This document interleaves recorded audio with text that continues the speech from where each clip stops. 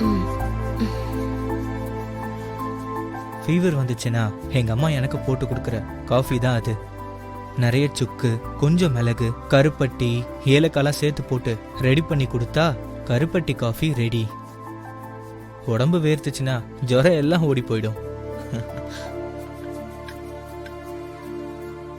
Joe Cello, ம்? என் மேல இவ்ளோ பாசமா இருக்கியே, அப்ப நான் யாரு?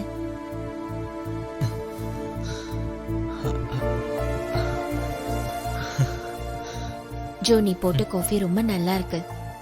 இத குடிச்சதும் உடம்புக்கு ரிலாக்ஸா இருக்கு. இப்போ நீ கிளம்பு. ம், சரி மேம்.